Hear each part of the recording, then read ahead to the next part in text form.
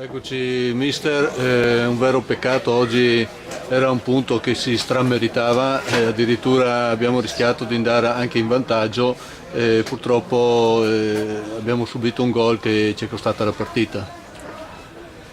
Sì, è chiaro che c'è delusione, a me interessava vedere una reazione dopo la partita di domenica di Favaro, perché domenica scorsa abbiamo fatto una prestazione veramente al di sotto delle righe.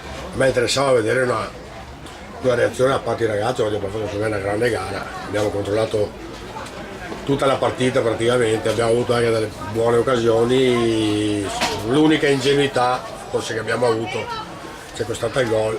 Chiaro che quando giochi contro squadre di questa caratura hanno tanti giocatori di qualità e possono trovare il guizzo vincente. È chiaro che c'è delusione, però io oggi come domenica ero molto arrabbiato per la prestazione dei miei ragazzi, oggi non posso che essere contento.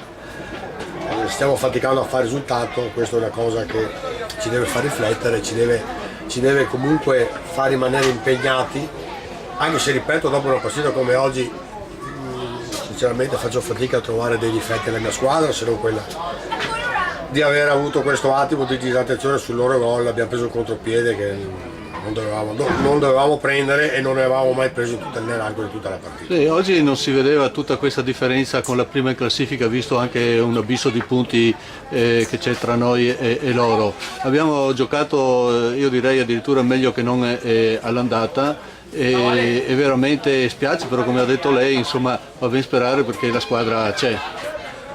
Sì, poi il calcio è così, ci mancherebbe, però oggi è una partita che si può sicuramente commentare, poi ripeto, la qualità dei giocatori di Batteraro non si discute, ripeto, a me interessava vedere una reazione, riprendere un po' il filo del discorso dopo la non partita di domenica a Favaro, e questo c'è stato, perciò c'è ancora più rammarico perché domenica non abbiamo giocato, abbiamo perso meritatamente. Oggi a mio parere almeno un punto ci stava, però accettiamo e mandiamo giù, continuiamo e dobbiamo stare su con le antenne perché il campionato è ancora lungo e dobbiamo fare ancora dei punti per essere tranquilli. E allora, come battuta conclusiva possiamo dire che andiamo a casa senza punti, però con qualche convinzione in più. Direi, diciamo, mettiamolo così. Grazie.